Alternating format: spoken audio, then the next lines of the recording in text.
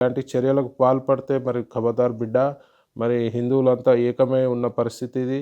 మరి ఎవ్వడు కూడా ఇట్లాంటి చర్యలకు పాల్పడితే మాత్రం చాలా పరిస్థితులు దారుణంగా ఉంటాయి.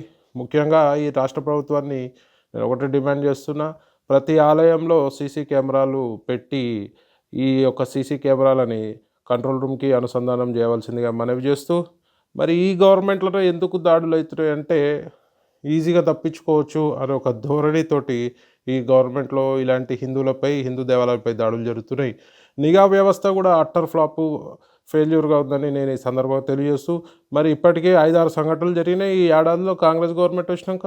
మరి కాంగ్రెస్ నాయకులు ముఖ్యంగా ముఖ్యమంత్రి రేవంత్ రెడ్డి గారు ఆలోచించాలి. మరి హిందువులపై దాడులు జరుగుతుంటే మీరు ఏం చేస్తుర్రు? మీ ప్రభుత్వం ఏం చేస్తుంది? మరి మీ పోలీస్ వ్యవస్థ ఏం చేస్తుంది? ఒకరు అడుగుతారు మళ్ళీ గుడి దగ్గర కాపలా ఉండాలి. గుడి దగ్గర కాపలా ఉండాల్సిన అవసరం లేదు. సీసీటీవీలు పెట్టండి. ప్రతి మందిరం దగ్గర సీసీటీవీలు పెట్టి దాన్ని కంట్రోల్ రూమ్‌కి అనుసంధానం చేయండి. అదే కాకుండా మీరు గుడి దగ్గర కాపలా ఉండమని మేము అడుగుతలేము.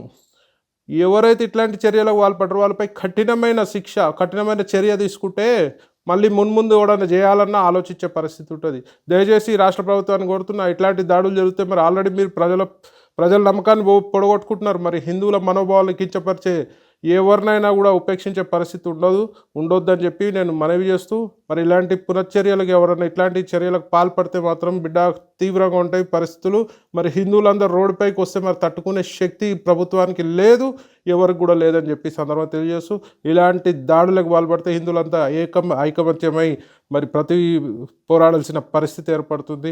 మరి అందరూ కూడా సహనం పాటించి మరి ఇలాంటి చర్యలను పునరావృతం కాకుండా ఈ రాష్ట్ర ప్రభుత్వం చర్యలు తీసుకొని మరి హామీ ఇవ్వాలి హిందూ సోదరులకు అని ఈ సందర్భంగా తెలియజేస్తున్నాను. జై శ్రీరామ్.